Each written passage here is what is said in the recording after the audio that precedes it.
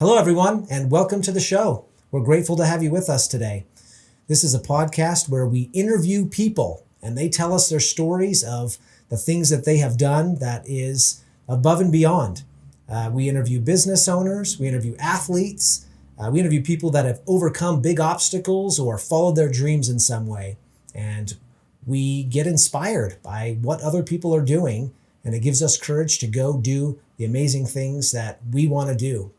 Some of our guests feel like they've been called to do big things, and some have been able to find and follow their dreams from a young age. However it is, we're grateful to have them and tell their story. Today we have Farmer Joy with us, and she is an excellent interview. She is a cowgirl, and she loves animals and has a great story about cows and chickens and pets and a blind rooster. And it is a great and inspiring story. I hope that you find inspiration from this in your own life and that you pass it on to your friends. If you get the opportunity and you can go on Apple Podcasts and leave a review, that would just mean a lot to me. If you can like and follow my Facebook page at Socks and Soul Podcast on Facebook, that would just mean the world to me. So thanks for joining us today. Without further ado, welcome to the Socks and Soul Podcast. I'm your host, Kelly Ditto. Let's go.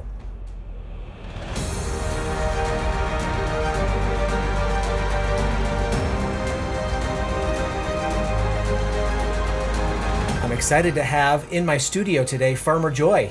Welcome, Joy. Thank you. Hello. Thank you for having me. And you brought a guest. I did. This is Raymond the rooster. Hi, Raymond. Blind. He cannot see at all. How old is Raymond the rooster? He's about 3 years old. We've had him 2 years, and usually by the talons, you can tell their age. So he was, if I may share a story. Please. He was abandoned from some people at a residence that moved away and left him behind. Okay. And the neighbors had called saying, "Hey, Farmer Joy, there's a rooster been out here for 3 days, and he's just sitting on the grass. No food, no water, living on the dew of the grass." That's terrible. So I went and picked him up, and he is an amazing addition. And he was already blind at the time? He was already blind. How does a chicken go blind? Well, roosters like to service all the girls, and they kind of like to keep them to themselves. So if there's 2 or more roosters, they fight. Okay. And as most people know, if you could take away your enemy's eyes, that's a good strategy. They're pretty helpless, unfortunately. So I suspect that that's what happened. Okay. And they might have taken that herd with them and then just didn't want him and figured he'd wander away or whatever. Right. Who knows? But he's been an amazing addition. He doesn't have any eyeballs left, but we believe he kind of is working on echolocation a little bit because he's really amazing. He has very enhanced hearing and smell. Yeah. So it's definitely a challenge to house him because he cannot run outside with the other animals because he would be perfect prey for an owl, a hawk, coyotes. Right. So he has to have a special environment that he lives in. Mm-hmm. But he loves to crow all hours of the day because he doesn't know what time of day it is. Because he can't tell whether it's day or night. Maybe we'll be blessed to hear him during our interview. But he's absolutely an amazing bud. He's very cool because the kids can touch, his coombs and his wattles and just get really hands-on with him. Stay here, bud. So for those of you that are listening and not watching, he's a big rooster. This is a big guy. He sits maybe 2 feet tall. And yeah, his very feathers colorful. Are spectacular, turquoise and gold, and very, very prominent looking bird here. So this is your deal. Yes. So what Second Chance Ranch Rescue does is we rescue all unwanted, abused, and neglected animals that we can, farm animals, and we give them a second chance, basically at life. Mm-hmm. But the blessing is that we travel to schools and churches and retirement homes and veterans facilities, rehabs, hospitals, and private parties sharing the animals. So it's a sort of a traveling petting zoo, if you will. It is, but it is educational. So it's not like we wouldn't do a fair. Sure. For entertainment value. We really get hands-on. We bring 18 different breeds of animals, so it's like 35 to 40 animals, and it's typically an hour and a half or longer depending on the event and how many guests and how far we travel. And what we do, it is orientation style. Yeah. So we start with everybody sitting down. Doesn't matter if it's a 1-year-old birthday party or an 80-year-old birthday party. And I have done those, which have been awesome. But everybody's introduced to each You get a bunch animal. of 80-year-olds and their friends and family, and they just love it, I'm sure. They do. And they come to great. me a lot of times and they're like, hey, we think we had more fun than the kids did. Because they get really personal. They get to, we get to touch their wattles. We get to touch their combs. We spread their wings. They touch, different parts of the animal that they never would. Yeah, for sure. My kind of thing is when, like, you go to the county fair, you get to see the cows. But you basically look at their butts as they're tied on. Sure. And with our cows that we bring in calves, they get to touch them. They sit down and snuggle with them. They play with their ears. They play with their tail. They really get hands-on. And your animals are so used to it They that are. they probably love it. They just are. absorb it, and they snuggle with the kids. They and do. They get very settle relaxed right after in. a few minutes. A lot of times, like I said, the bigger animals, they'll sit down and the kids just nuzzle up to them. And then the teenagers get selfies. And the parents just go, oh, I've always wanted a cow or Right. something, But it's a really hands-on educational experience. Yeah. So during our orientation, like I said, we introduce all 18 breeds. We might share their stories, Yeah. Why they were abused or neglected Yeah. or hoarding. We are blessed to work with Kootenai County and Spokane County on some of their rescues. So we get to help them outside of their dog and cat realm. And sometimes we get to help with them, their placement, but we can help with the handling or transporting. So yeah, and it's all good, but it's giving So- these animals a second chance to me is amazing. It's Because so- there's so many people that kids Kids. don't even get to ever touch, Right. let alone a chicken or a rooster. Yeah. And so at first they're a little afraid and they don't know how. Yeah. And we take in volunteers and then we're like, come on. And they encourage them to touch them and hold them, pet them, and then that's where it creates a really cool memory. And they're like, wow, this is cool. Absolutely. As farming gets more commercialized and we become more and more urban, we're getting further and further away from Amen. having our own animals or knowing somebody that does. Yes. You know? Kind of silly that sometimes the kids won't even know that a chicken lays an egg or a cow comes from a female, or milk comes from a female cow. And like a male cow would not have teats and not be able to produce milk, or that's where their McDonald's hamburger supposedly comes from. So there are some fun things where, you might get the wife goes, honey, you shouldn't have said that, or the husband goes, well, this is our hamburger or whatever. And Right. the kids are like, they just don't know. Right. So it is nice to share with them, Yeah. realizations. I was raised mostly in a small town in Central Oregon, and as you saw from some of the pictures on my wall, I come from a big family. Nice. And my dad grew up in Montana, and I think, because I've got 4 brothers and, teenage boys are obnoxious and busy, I think part of the reason he bought the place was to give his sons something to do. And so we had chickens and we had, cows, occasional horse, we had a pig once. Nice. And it was just interesting because I grew up, respecting the animals, taking care of them and then harvesting them, for our well-being as a family of 9. Yep. And Good for you. and it's interesting, how there's so many people out there who really have no idea how this process works. Exactly. And how important it is. Exactly. There is such a thing as caring greatly for animals, and then also using them for our good. You can do both. Yep. And I think that's really important for people to understand. Yep. That's very cool. So you've always been an animal lover, obviously. I have. This is our 31st year. Wow. My 31st year, I should say. I was pregnant during my first petting zoos. So, yeah.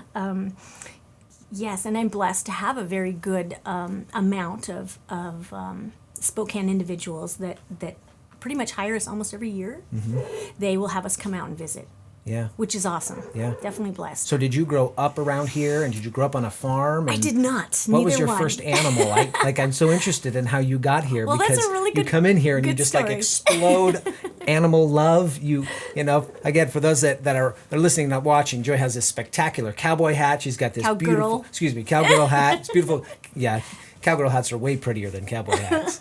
And, this beautiful pink cowgirl shirt with rhinestones. And I mean, you are cowgirl all the way. Thank you. I try to have love that it. image for the little girls, especially, because Yeah. they're like, oh, we really like your belt, or you like your pink or purple boots. And I do cater it to the kids, just on a side note. So if they call for a birthday party and like, oh, my daughter's favorite color is purple. So we might paint the horse's mane purple, Yes. put some purple ribbons in there, paint the hooves purple, and then I might dress a purple, volunteers have to wear their shirts. And so it, again, creates that really cool thing. That girl goes, oh my gosh, it has purple hair, purple Right. toenails.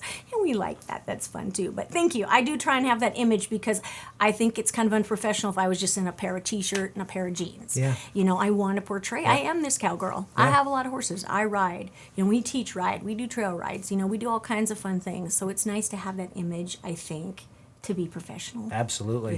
Yeah. I love that. So, yeah. So tell me about how you grew up and how you got into this. So originally I'm from California, and my parents sent me to a horse riding camp that was in Santa Barbara. And this was probably back in the 60s, 70s. And it was like a 2-week thing where you went there, they gave you a horse, you had to learn pretty much every part of the horse, and you got tested at the end, and you learned all kinds of riding in your segment that you were there. And that was my addiction. And I had gone there for a couple of years, several times. So did you grow up in more the of an city. urban environment? Nope, I was in the city. Los Wow. Angeles, California. No kidding. Long Beach, yep. So why did your parents choose to do that? I'm not sure. We weren't allowed to. My parents are both from Germany. Okay. And they migrated here in 57 and went through school and became American citizenships and did all that, worked really hard. And we could not go to join anything at school like Girl Scouts or anything like that because they wanted to take us camping. And so we were blessed, my brother and I, to do all kinds of fun things, go ride motorcycles and go out in the country camping in the desert, and learned everything from shooting to kind of survival skills, as you can back then. And I don't know why or how they actually started us on that. I really loved it, and it was definitely my addiction. So then in my, I think it was early 20s, I started acquiring horses. And I had 3 horses in the riverbed housing, and that's what we did, was we rode down the riverbed to the beaches. And then I ended up moving up here in 1989, bringing 3 horses. So you went to this camp that your parents had sent you to, and you instantly, just as a vacation. You instantly found out, you discovered this love for horses and animals. Was it horses or was it just animals horses. in general? No, it was like a horse camp. Okay. Yeah, we did a show at the end of the 2 weeks for the parents. Fun. And, as you came back each next segment, you would be like a beginner, and then travel to intermediate, and then travel to larger. And they taught us like every part of the horse, and you had to take a test. And then you'd learn certain things, and for some reason it just stuck. So did they send you out as a city girl, and 2 weeks back you came back in like Wranglers and a cowgirl hat? No, it wasn't quite You're like like, that. I'm in. I'm all in, Yeah. Mom and Dad. I think my parents were just trying to give me an opportunity of all these cool things to experience. Good for them. Not realizing that I was addicted. Yeah. And I was blessed to be able to go back 2 or 3 times. And I'm sure it was a lot of money back then. Oh, sure. I mean, they do offer that now, and it's basically just keep your kids busy, I guess. But it was definitely my start, because then I acquired horses through my young childhood, adulthood, I guess, and then moved up here next door to my parents just to be close to them. Then I got married, had several kids, and it just blew up. I mean, I started basically my petting zoo by bringing 3 horses here from California and then just getting a few farm animals, and neighbors would be like, hey, Joy, do you want this? Blah, blah, blah, blah. And a neighbor across the way who had like 85 cows said, hey, Joy, I got a calf down, just born. It's not going to make it through the night. If you want it, come get it. Otherwise, coyotes are going to eat it. I'm like, okay, I'll take it. Your and big like, heart was like, if no it'll way. survive, you can have it. Right. Which kind of is a big investment back in the 80s Oh, and sure. 90s. So I was like, okay, know nothing about cows at Yeah. the time. So took this little baby in. He lost an ear. He lost a tail. I named him Frostbite. And he survived, and he was a great petting zoo animal. And then the local schools started reaching out to me like, hey, can we bring the kids by for a field trip? So I was like, yeah, sure. So started doing that for a bunch of years. And then I think in the late 90s, there became like mad cow disease and all these things, and schools were a little more cautious. Sure. So then I started going mobile. And then through the next few years, I went strictly mobile. So I do not have a public facility. People cannot come to me because we are protecting the animals. We strictly do mobile events. And that has worked out pretty beneficial. Yeah, even better in some cases. Not so much, but Okay. because I mean, some people will just like, hey, can we come Can we tour just come the? by? Yeah, And you're like, no. Yeah, that's true. Yeah, I like to think that the animals we bring to the petting zoos are like Raymond. You know, they're physically a little more heartwarming as a story to share. Yeah. There have been a few animals that I've had that have been deformed, and I have taken them to petting zoos, and it just doesn't go well. The public can't see some Yeah, of the ugliness Yeah. that's out there. Yeah. And my farm is not, I wish I had a corporate sponsor, but I don't. I have a very clean facility. It's very simple and down to earth, but the animals are safe, happy, and fed. But we do it on a very low budget because we're a nonprofit, Yeah. and I do what I can. And currently I have like about 120, 130 animals. Sometimes in the Wow. summer we get up to 250. Holy cow. Yeah. So That's if you count everything, every bird and every rabbit Sure. and every guinea, and Yeah. But it takes a bit to feed them and a lot of time to tend to them. Oh yeah, 4 to 6 hours a heck, day. we would raise 50 chickens at a time, and that I felt like as a kid that was a lot of work. It wasn't, but as Yeah. a kid I felt like it was. But they're all in one room or They're one all building. in one room. It was easy. You just Yeah. fill up their water and you fill up their feeder, Yeah, and no. they're good to go. No, but wait, you got all kinds of different These guys get to breeds free and range stalls too, and- which is awesome. That They get to is. free range. Even though some animals are in different pens and cages, we open them up certain days of the week and they get to run around. Yeah. And then the better ones, I should say, get to travel. Yeah. Or the ones with a better story, or the ones some aren't very friendly. Mm-hmm. There are goats that we've tried, and like they might headbutt people, or Right. we can't have that. We can't have biters and That's not gonna kickers. work. No. So it definitely has challenges on picking whom we take. So yeah. But anyway, so I was total city girl. Kind of got a taste of horses, would be a good thing to say. Then decided to just be like, yeah, I really like horses. So I acquired them as personal use, loved them, rode them, totally addicted to them. Came up here and turned total country girl. That is Total awesome. country, yeah. Wait, so what brought you up here from California? Just my parents, that they had migrated up here in the Okay. mid-70s, and I think Okay. it's because of the Four Seasons. And so I'm the first generation to be born here from Germany out of our whole family. That is cool. And so her brothers and sisters, my mother's brothers and sisters came here, and they migrated, and then they drifted up here. Kind of Portland one, and then the rest up here. And so everybody kind of came back together, which is a blessing. Yeah. And that's how I ended up here. And starting the zoo was just by people basically giving me animals at the time. So your day in and day out is taking care of all these animals, scheduling shows, and then piling these animals in trailers and heading off. You're organizing lots of volunteers, and then you're fielding phone calls from people that say, "Hey, Joy, we've got a blind chicken who's out in the middle of nowhere. Do you want him?" And so that's what you're doing. Yeah. You're just but then you've got to. It must take some time to take these animals in whatever environment they were in and nurture them Rehabilitate. to become a friendly We do. friendly animal. The rehabilitation is interesting, the way it has to come. I have been blessed to see that in most cases, I try not to do like dogs, but I have seen, because now there's so many dog rescues out there, I'm blessed to be able to work with a few of them. And I have seen vicious, wrong, mean dogs as these animals. And in most cases, I hate to say it, it's wrong environment. Yeah. I see so many people try and get a pig or a goat and raise it in their house or apartment. And after a couple of weeks, they're like, we really can't do this. Yeah. And sadly, they don't know. That's not how God intended them to live. Right. They need the dirt. They need animals of the same type in some cases. They need to have the right diet. I've seen people so many times feed them the wrong diets. I can't tell you how many times I get a pig in and they're like, oh yeah, it's a mini, blah, blah, blah, blah, blah. And I'm like, yeah, how much does it weigh? 250 pounds. What have you been feeding it? Table scraps? That's just not what they would have found Right. out in the wild. Right. So yeah, the rehabilitation process is definitely one that we have to get them on the right diet so that their fat can lift off their eyes and they can actually see. Oh my gosh. They can become mobile, because a lot of times they're not mobile. We get a lot of broken wings, broken feathers, broken feet, because they don't know how to take care of them, or they only want the perfect ones. So what is the most unusual or unique animal that you have had come to the rescue? Oh, that's a great question. Unique or unusual? I personally only stick to farm animals. So let me think here.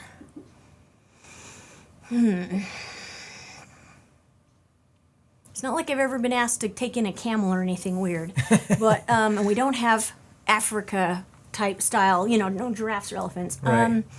Probably, I would say the most exotic animals we take in are turtles, tortoises, hedgehogs, guinea hens, those type of animals, which are great because the kids just love. I mean, they never get to see them, let alone touch them or interact with them. Yeah. I would probably say, off the top of my head, tapping into my memory bank here, I think that's right.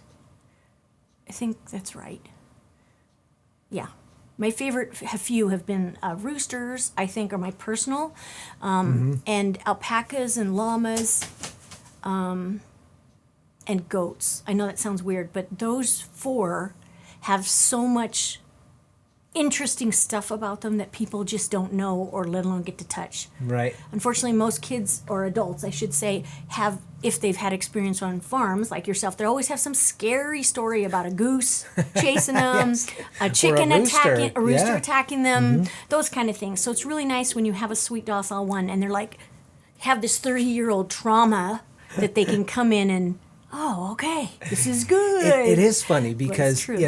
I mean, having raised chickens as a teenager, as a young man, I mean, we would get them obviously as chicks and we'd raise them 12 weeks or 10 weeks or whatever. And, I mean, they were always just kind of these annoying little birds, And so when, we got chickens here during the COVID thing, and our kids have some friends that are like afraid of chickens. And I'm like, how could you possibly be? I mean, it's called a chicken for a reason, It's just always, it was always entertaining to me.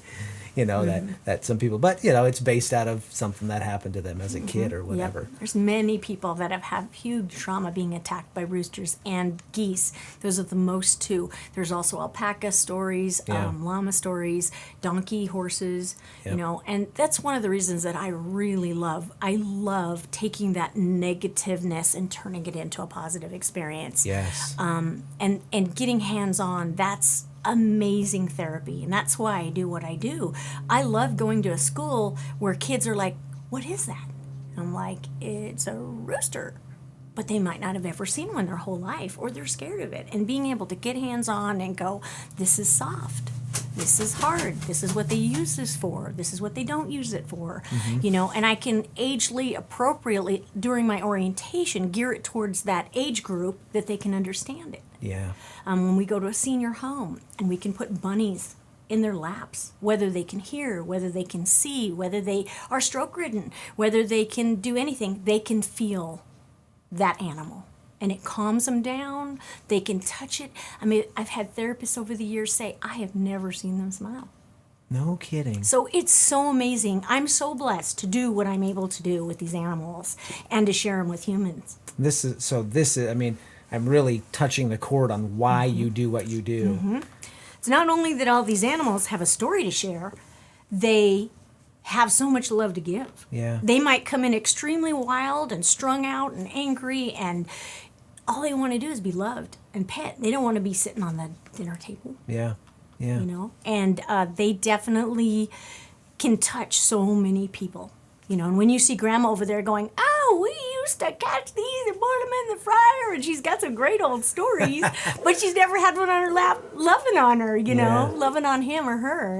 And that's cool. Yeah, that is awesome. It's really neat that we can do, I did a blind petting zoo once for a lady who was blind, and we surprised her. It was a whole thing by her daughter. It was really cool. She had to stay in the house. I did all the setup. Then she came out, and she was like, kind of trying to listen for some of the noises. What are those noises? Right. And everything's orientation style when I do our petting zoos.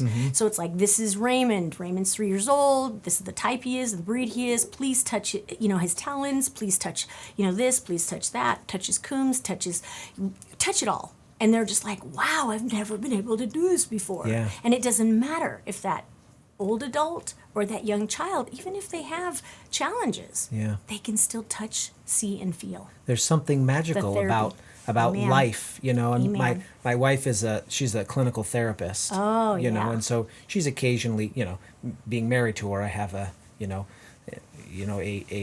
a degree by osmosis in therapy. Oh, nice. But she's talked in the past about the importance of physical touch, Yes. human physical touch. Oh, huge. And how important that is for helping us feel connected to Mm-hmm. each other and to our loved ones and to society. But I think the same goes, with animals in a lot of Animals ways. are so amazing with therapy. Yeah. They are so amazing. I mean, I see so many, any age will come over and they'll just start petting, let's say the rooster for now. We'll just call it that. But they'll come over to Raymond and I'll turn around and look, and 5 minutes later they are sitting down, snuggling. He's on their lap and they're just like, I'm digging this. They're loving it. And it is. They sense it. They Yeah. know it. And Yeah. those special needs really bond with Yeah. a few of these animals. And Yeah. it gives, and it's so heartwarming. Yeah. It's just such a blessing to see something like that. So that's why I do what I do, I think. Lord's blessed me to do this for a reason. Oh man, it's therapy. I can just feel the energy and the excitement for what you do coming off of you. Thank you. One of the things that we talk about a lot on this show is there's a lot of people out there doing things on a day in and day out basis as a career or whatever, that they are tremendously unsatisfied or they just feel like their life has more purpose or more opportunity. And I have people come on the show who have switched careers in their 30s or 40s or 50s and gone a different direction to seek that satisfaction. I feel like you're really blessed to have Amen. identified that early on. And one of the questions that we ask on the show is about, from a financial standpoint, how much of what you do has played into that, and was it ever a challenge, to keep it open because you're a nonprofit, and and how has that all played into your decision to do what you do? Yeah. Whoa. Well, I was in an extremely abusive relationship when I first started it. So I think it was my therapy. Yeah. They gave me back so much Yeah. at that time. Yeah. And it was definitely a negative part of my life. Excuse me. And the animals gave me back Yeah. that love. For sure. Sorry. So the hurt that you were having in your home, you would go out and you would find these yeah. animals that were also in pain, and you would connect with each other. Yeah. And most of the time they find me. Yeah. Like, I've been blessed now to do it for 31 years, but I'll take quite a few calls that people will say, hey, can you take this? Can you take that? And I'm like, sure. But I've become a little more selective because I'm not their excuse to eliminate their animal. Right. And that's hard, but if somebody has 3 horses and one's just an old horse and they just want to get rid of a meal ticket, to me, that's not a rescue. Yeah. That's you not fulfilling a commitment. Right. So I might offer feed, I might offer, help where I can, but it's definitely been a challenge. But in my earlier years, I've never had to advertise for animals, if that makes sense. Somehow the Lord brings them all to me. Yeah. It just happens. Yeah. I can't explain how or why, but I get those calls, like Raymond, who's a perfect example. It was like a neighbor, just hearing him out on the lawn crowing every now and then, just sitting there, Yeah. whittling away. Yeah. And it's somehow the Lord brought it to me. And he's been one of the best stories. The kids I'll get a kid with special needs that'll just suck to him, like Yeah. he's drawn to him, and he will just sit there, and the teacher will go, wow, I haven't seen that kid ever sit still for 10 minutes. And I've never seen him connect to anything like this before. Yes. So it's just amazing how I've been blessed, and they blessed me in many years of just, I guess, the therapy, the love they give unconditionally. Isn't it interesting how the hardships that we faced in our lives open the door to experiences and Amen. And the ability to help and connect Yep. with people down the road. Absolutely. It's really easy to stand in a trial and think, why are you letting this happen to Yep. me? I was taught in Sunday school and I read in the Bible that you love me unconditionally. Amen. Why am I experiencing this thing? And it's so interesting how this fire that we have to walk through, the refiner's fire, they call it in the scriptures, right? Yep. Makes us better people, but then also gives us the opportunity, opens the doors in our Yep. lives to help other people. Yep. And I would love to see a head count of the number of kids whose Amen. lives you have changed. Amen. Because it's in the tens of thousands. We do. And there's another part of it too, but I know for a fact, and I've seen it so many times, that we're blessed to do so many events, and we will have a little child come over that has some sort of disability. They might be shaking, they might be convulsing, and we'll say, hey, we have a code for it, and then we know all of a sudden kind of everybody, the volunteers, come bring an animal to this little person, and they will stop their body once they touch an animal. They just, wow, it's just something that calms them down, and they might stop convulsing or shaking or wiggling, and they can feel that animal, and we cater to that person because that individual might be in a wheelchair or might have one or two helpers helping them stand up, or it could be braces, or they could not see, or whatever it is. And we just bring 3 or 4 animals to them, and they can feel that animal, and they just calm down immediately. It's amazing. Yes. And I think maybe now realizing that because I was in an abusive relationship, those animals gave me what I needed to survive. They filled the gaps. Amen. And when you were sitting in the middle of those trials, Yep. thinking God had abandoned you, it was actually the opposite. Yep. He was filling your life and that's filling right. the void with all of these things that you needed at the time. Amen. It's such a beautiful And I'm story. so blessed that I can now share all the animals with Yes. so many kids. Yeah. And another entity of the rescue is that we take in volunteers, these young girls that come to us. Mm-hmm. And somehow, after a day or two, they just open up to me that most of them have been cutters or suicides or in abusive situations and pregnant teens, and been so blessed that these animals give them the therapy Yeah, to become better individuals. absolutely. And that is so rewarding. I'm Yeah. so blessed to Yeah. do what I do on multiple levels. Man. And then these young teens, they can grow up, learning how to care for animals, doing these petting zoos, sharing with others, and it teaches them so many skills. Yeah, yeah. I'm not easy on them, but they learn work ethics and presentation and how to work hard. No cell phones, no internet, you Yeah. know, and it's amazing to see these individuals grow up to be amazing people. Well, the Humans, thing that you adults. learn raising animals, and again, my experience is limited to chickens and cows and a couple pigs here and there, but They they're give so much like, love. You don't get sick days. Yep. You know, I mean, they're they're things that have to be done, Mm-hmm. and it's such a awesome opportunity for these young women that you mentor to be able to come in and learn this, Yep. and also to get the reward of. I mean, they're 100% dependent on us. Yep. You Amen. know, if we ignore them, Yep, you know, that's correct. it gets bad really in a hurry. Yeah, I wish I had a winning lottery ticket so I can have an amazing environment for these animals. But yeah, it's a lot of work, and people just really don't realize. Yeah. You know, even when we do a petting zoo, I mean, it's an 8 or 10 hour day. Yeah. And to see these young kids come out and get dirty. You know, they have to muck stalls. They have to clean these animals. We have to clean kennels. We have to clean the trailer. We have to pack them up. We have to polish their toenails. Yep. You know, whatever it takes. And it's great for them to see. You know, it's kind of like owning a dog, you know, or you get your kid a pet and they're Yeah. enthralled for the first 2 weeks. Then mom or dad gets stuck cleaning up the poop, taking them to the vet, Yep. and doing it all. And we try to teach these individuals that we like kind of rent out a bunny, you know, at home, and we give them instructions and give them everything they need to learn for a couple weeks. It's great. And just to try. What a great idea. Yeah, and it's so the parents don't have to invest a ton of money. Yeah. They don't have to buy all the stuff. Yeah. And then a couple weeks later, they're done with the responsibility, and who gets stuck with it? Mom or dad. Absolutely. So it's one of those things that really helps, and a lot of times it can be therapy. We're finding now that the ADHD kids get to have a pet for a couple of weeks, and it encourages them better behavior, but it calms them down. Right. Brings their blood pressure and their pulse rate down. It's just amazing the therapy the animals have. Yeah. Absolutely. It's so great when I get to take them to special needs facilities. It's something about a kid just whoosh Yeah. connects with the animals. That is so great. It is really cool. That is so great. Yeah. Now, you brought some props. I'm Okay. particularly interested in this gigantic book that you have. No, I'm not a reader because obviously with a lot of hours with animals and so many animals, Yeah. I don't get reading time much at all, except for the Lord's Word and church. I don't get a lot of time, unfortunately, to read.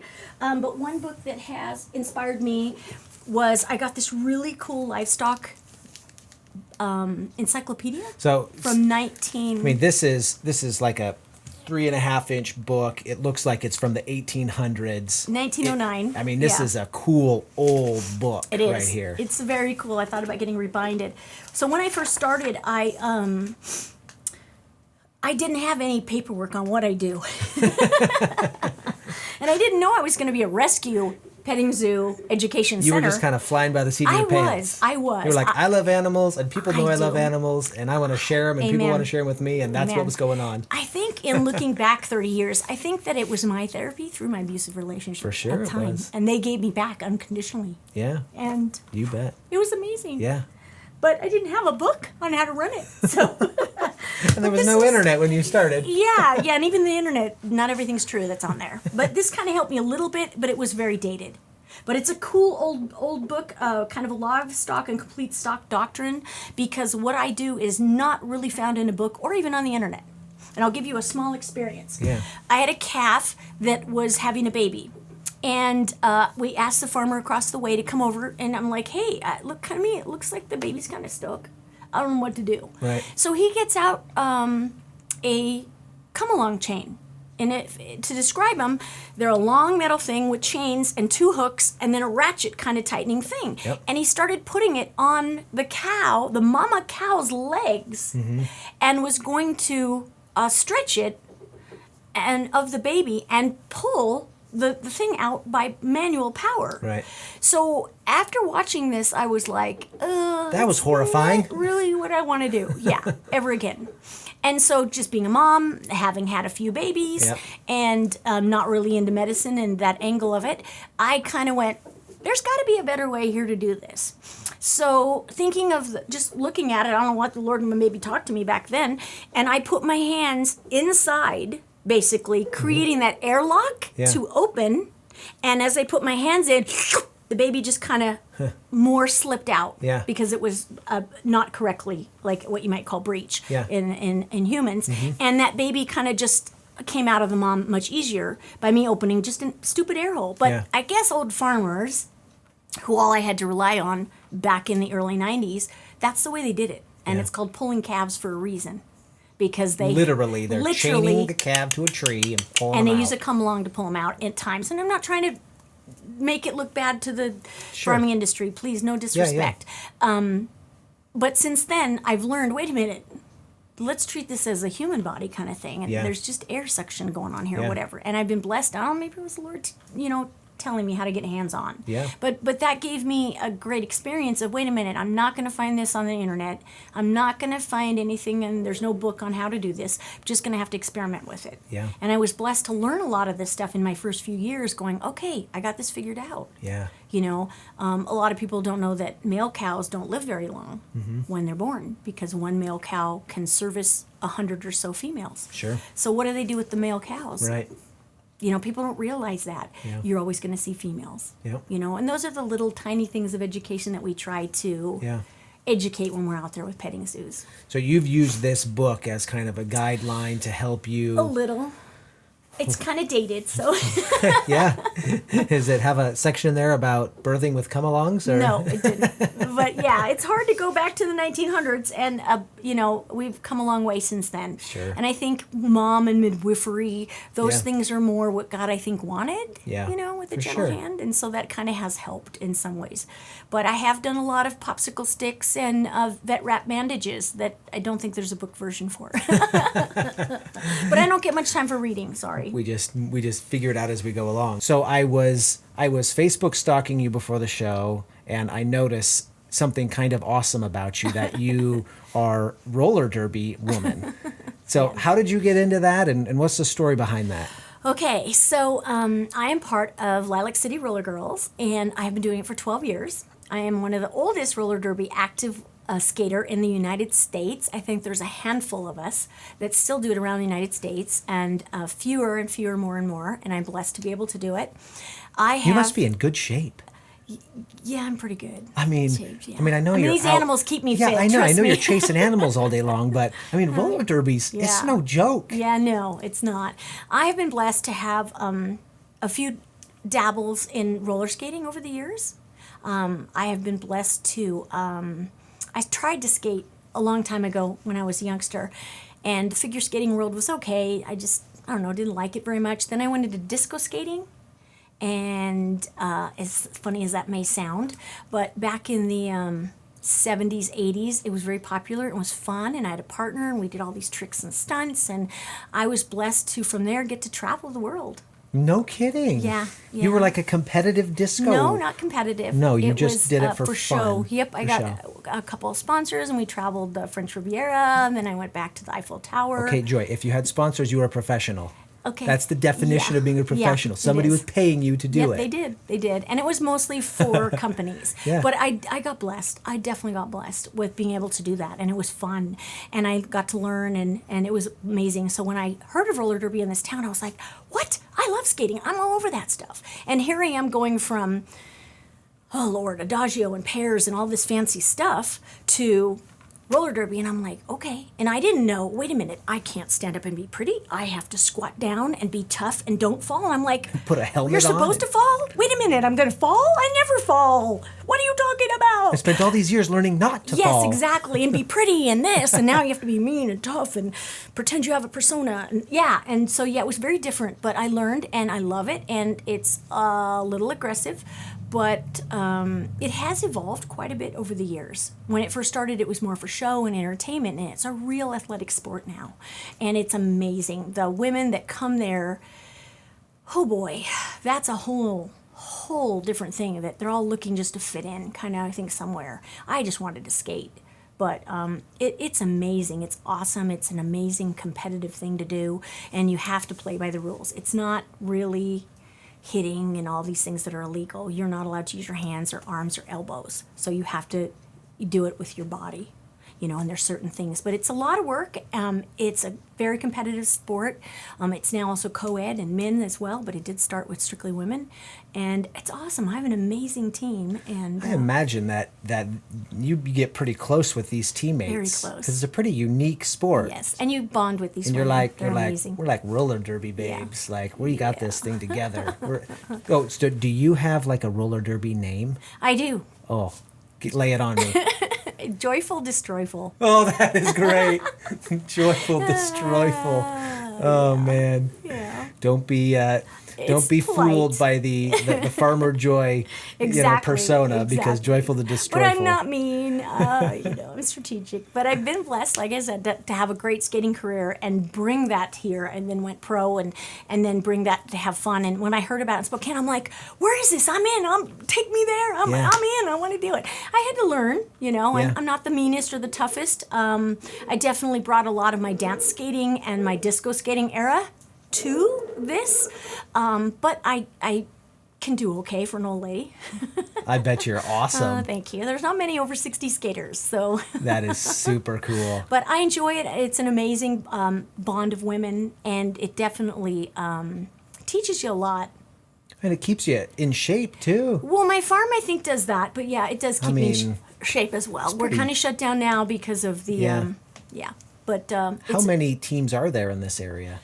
Just one right now. So there used to be 2 or 3. Who do you we compete travel. with? Normally we travel once a month, and we compete locally once a month. So Okay. in our surrounding areas and states, we might compete with the same team twice. Once in our location and once theirs. COVID's really put a squash on it. Oh, yeah, for sure. Sadly. Yeah. But so we're pretty hands-on when we do that sport. But it's a lot of fun. For me, it's a great outlet, because obviously I'm giving so much to these animals that it's nice for me to go out and have something to release my stuff with. And so it's been very helpful, and it's an amazing group of women. Yeah, it's important to have something like that in your life, for sure. Yep, and since I have that dance background and all that, I have been blessed to travel around the world a couple of times and skate in really crazy places that you'd never ever think. Like what?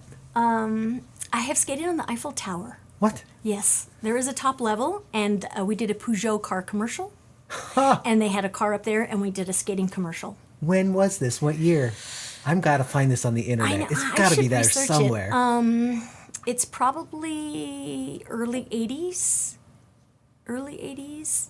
So you and your partner were hired by Peugeot to go to Paris and shoot yes. this commercial I for their guess there car. was- And they put a car up there? Oh, yeah, several. Well, there's that floor. I guess, if I remember correctly, there's a restaurant or something on the top, and then there's like a dance floor or meeting room, and they emptied it, so we did the commercial there for Peugeot years ago. Yeah. That is awesome. And then I've also toured the entire French Riviera with a commercial group for 6 weeks. Yeah. That is So I've had some amazing, blessed with some amazing things with skating. Yeah. Totally different from roller derby. Yeah. And totally different from the dance world because disco was a different era. Sure. But we added adagio to it, which was smoking. Yeah. You know, actually hold a title back a long time ago with that era too. But so roller derby came along and I'm like, oh my gosh, I gotta do something with my skates. Sure. You know, my kids are grown and almost out of the house. And so it was like, I'm in, sign me up. Yeah. But then it was like, wait a minute. It was kind of like going from a luxury car to a little sport, you know, thing. And you're like, wait a minute, I can't look pretty when I do this? I have to be mean and aggressive and try and knock girls down? Okay, I'll try this. But I'm not a mean skater. But it's an amazing a group of women that do it. Yeah. And I see that there's a lot of hurt that comes there and it heals as well because sure. you get, you know, women. But it's not the TV fake stuff, you know, it's definitely a sport, and it's you have to abide by the rules. Yeah. But it's an amazing group of women that do Well, this. that's awesome. Thank you so much for sharing Yeah, that. That's a great part of your story. My little outlet. Amen. Okay, now let's talk about socks. Okay. I mean, let's see. I'm trying to think. I've had guests wear 2 different socks because they wanted to showcase multiple socks, but I don't think I've ever had anybody actually bring an extra pair besides the ones on their feet. Okay. So I'm especially stoked right now, Joy. Okay, cool. Well, So tell me what we've got. You know, it's kind of silly. We are as good as our tools at times. Yes. Oh boy. And with any trade, you're going to find that. And I believe that the Lord blessed us with hands to do certain things. And our feet, my feet, take a beating every day. And I don't know how I stumbled across these socks, but they are amazing socks. And the nice thing about these socks, they're called Darn Tough. Oh yeah. They're called Darn Tough for a reason. They actually guarantee their sock. So if and when you wear it out, you send it back to them and you get credit to buy a new pair of socks. Whoa. Which is amazing because Yeah. in my industry, socks are kind of everything because if our feet don't work, we can't work. Yeah. And the animals depend on me to work. For sure. So these are my favorite socks. They're called Darn Tough and I kind of don't wear anything else. These are awesome. And wow.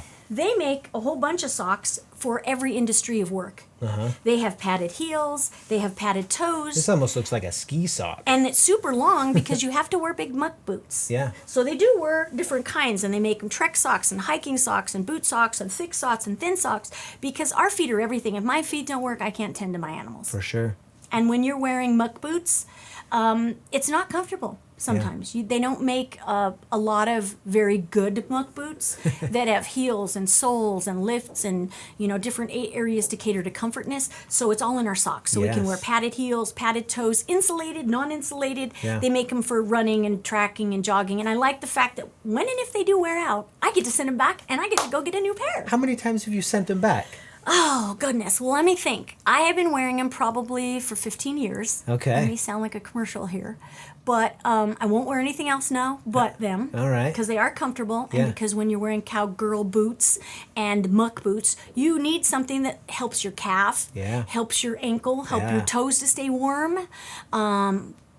And these have sufficed the best for me. So what was your original question?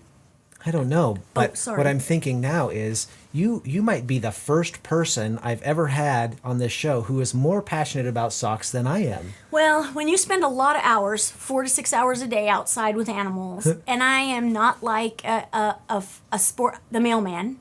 I don't get evenings off, and I don't get weekends off, and I don't get holidays off. That's right. You have to be as good as your gear is. Yeah. And it's typically a Carhartt type coverall Yeah. with a million things in my pockets. Yep.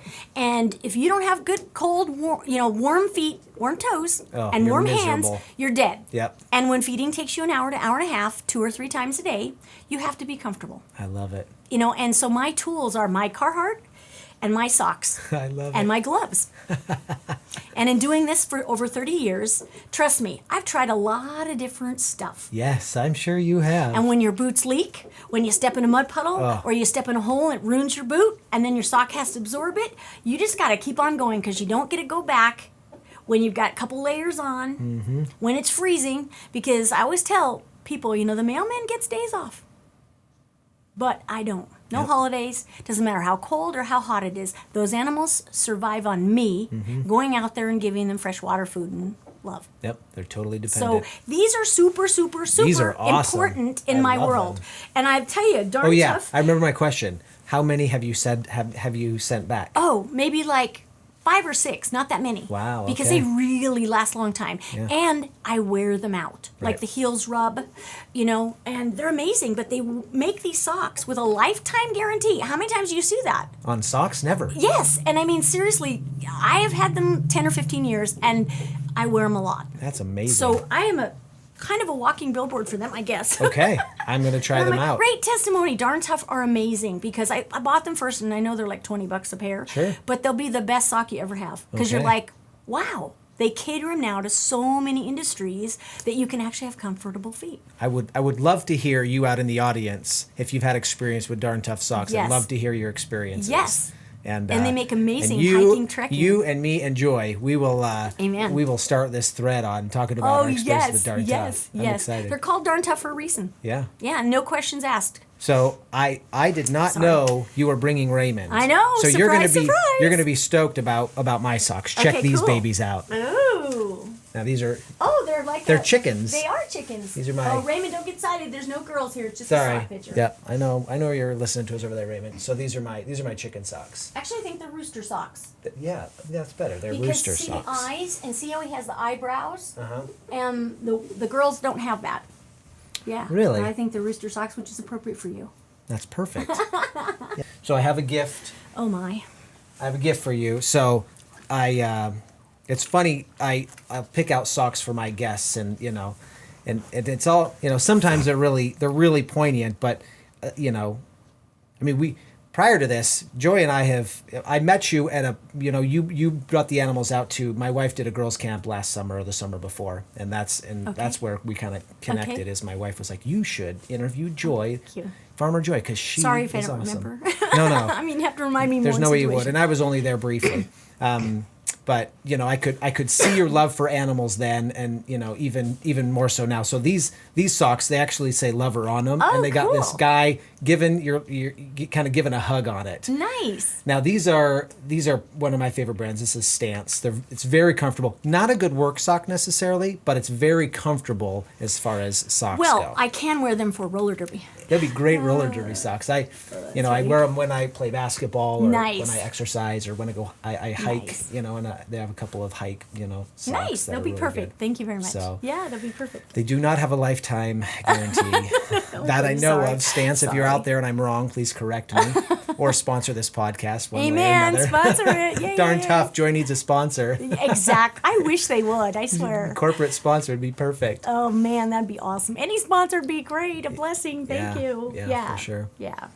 So if somebody in the Spokane, North Idaho area, Inland Northwest wants to connect with you and with your ranch, what's the best way to do that? Call me, text me, Great. email me, message me, Facebook message me. Okay. I'm pretty easy to find. Great. And I'll put your contact information in the Okay. show notes so Yeah, people can absolutely. find you, Thank you. Thank you. and of course we'll post it on Facebook and so and know people can that find if and they're in a connect bad with you. situation and they just need temporary housing, I can help them till betters their situation so they can have it back. Great. We do not sell our animals, so they are a true rescue. I know there's a lot of rescues out there, or so-called rescues, that rehome and resell their animals. Mm-hmm. So that's one thing we don't do. Very good. So the Lord allows me and blesses me to provide these animals a great home. I have great support. Yeah. Very cool. Well, Yeah. thanks so much for Thank coming you for in, the Farmer Joy. socks. You're I'm welcome. excited. Let me know what you think. Okay. And I'll have to find me some Darn Toughs and give them a shot. Exactly. Check them out. I'll have Very to get good. some to you. Yeah. Well, thanks, Farmer Joy. Yeah. Thank you for having me. I really appreciate it. No problem. Okay. Talk to you soon. Thank you. The Socks and Soul podcast is a production of Ditto Film Media. If you enjoy this content, be sure to give it a 5-star rating on Apple Podcasts. Join the conversation on Facebook at Socks and Soul Podcast.